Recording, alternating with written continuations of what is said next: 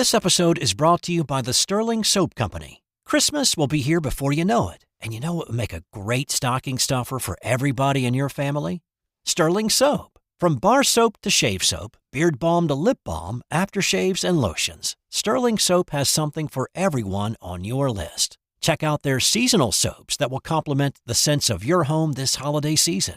And they're more than just soap. They also have a full line of coffee straight from the Sterling Roastery. Find their full line of products at sterlingsoapcompany.com. Looking for the perfect gift for that basketball fan in your life? Well, I've got a book for you. It's called Basketball Now.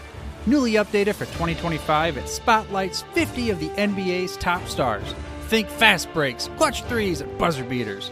Captured in stunning photography with sharp, readable analysis.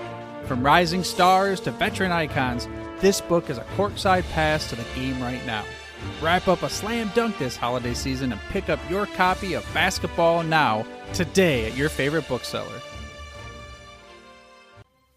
This podcast is part of the Sports History Network, your headquarters for the yesteryear of your favorite sport. You can learn more at sportshistorynetwork.com. Hello, sports fans, and welcome to another edition of Yesterday's Sports on the Sports History Network. A committee member recently asked me my opinion on inducting former Washington Redskins running back Larry Brown into the Pro Football Hall of Fame.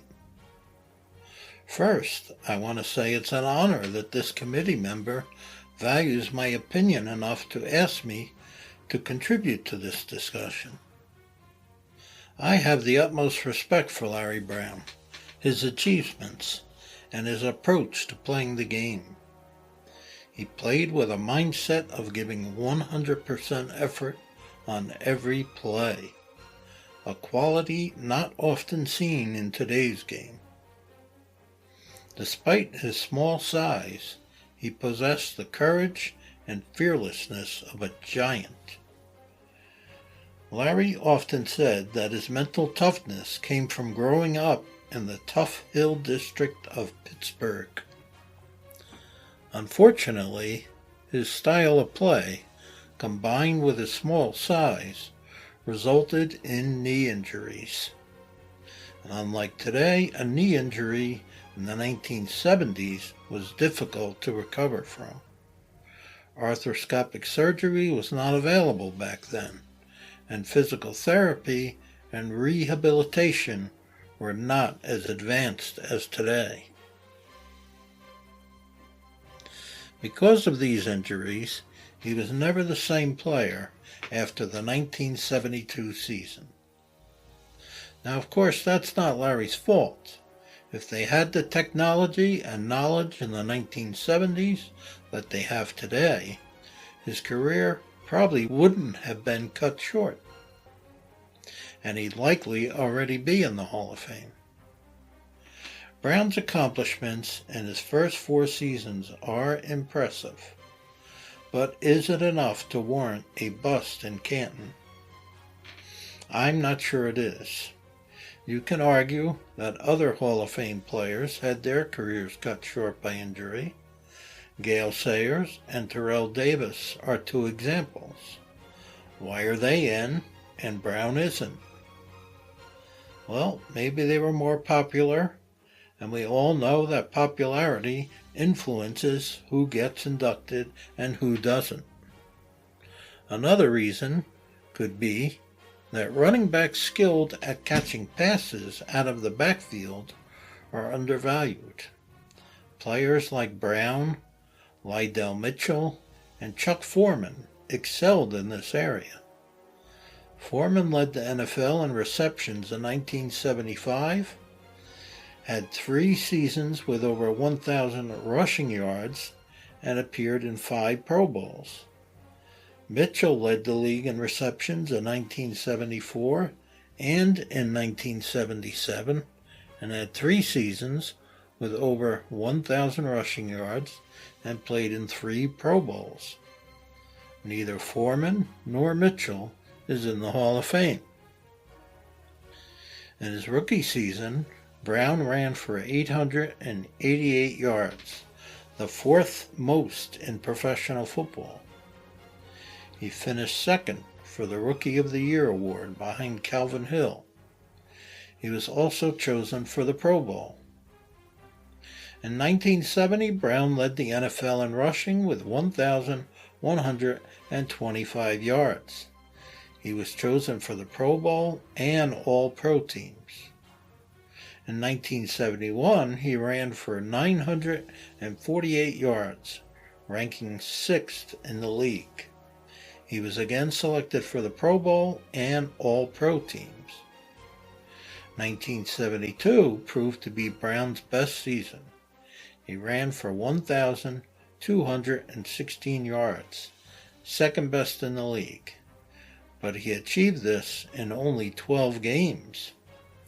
He was the only running back in the league to average over 100 yards per game, and he also added another 473 yards receiving.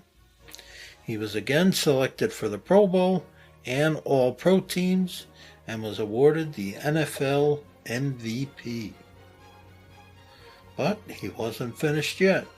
In the playoff game against the Packers, he ran for 101 yards, and he was the Redskins' primary offensive weapon in their 14-7 loss to the Dolphins in the Super Bowl, gaining 72 yards rushing and 26 yards receiving.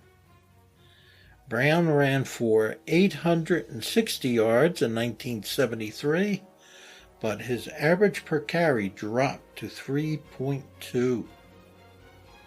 Even with damaged knees, Brown caught 40 passes for 482 yards. He played for 3 more seasons, but injuries and bad knees caused him to retire after the 1976 season. Why do some players get in, while others with similar accomplishments don't? It's an age-old question, and I don't know the answer. In recent years, the Hall of Fame has become somewhat diluted, in my opinion, especially with the quick induction of modern players. I say let them wait their turn, as most players of earlier eras had to. Maybe we focus too much on the Hall of Fame. It's not the only way to measure greatness. From 1969 to 1972, Larry Brown was among the top running backs in pro football. Whether he ever gets inducted into the Pro Football Hall of Fame or not is uncertain. But either way, football historians, like myself, won't forget him. While I'm uncertain if his accomplishments in his 8-year career are enough to earn my vote, if I had one, I believe he deserves consideration, and I'll be the first to say congratulations if he makes it.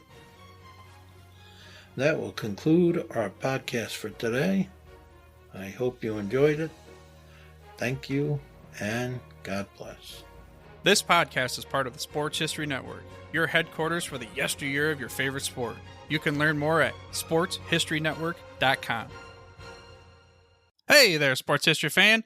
This is Arnie Chapman, a.k.a. the Football History Dude, and I hope that you enjoyed this recent episode presented by the Sports History Network and were able to learn some good old-fashioned sports history knowledge nuggets.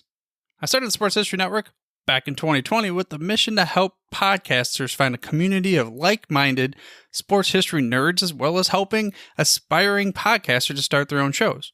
We have a little bit over 30 shows on the network right now covering all sorts of sports history, but as far as I'm concerned, we're just at the toothpick in the ocean moment, that can't even figure it out because there's so much more coming.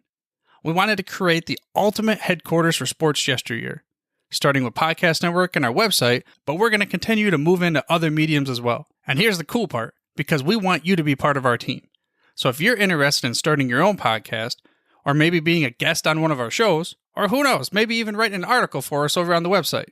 Seriously, all you got to do is reach out to us on the contact page over at sportshistorynetwork.com. You can be as technologically savvy as a Neanderthal tapping on a stone trying to figure out this whole hieroglyphics thing back in the day. Again, it doesn't matter, because even if you don't understand the whole podcast space, we have a production team that can pretty much help you out with doing everything. All you got to do head over to sportshistorynetwork.com, head to the contact page, fill it out. That message goes right to me, and I'll reach out to you as soon as I can. But for now, dude, I'm through if you're through.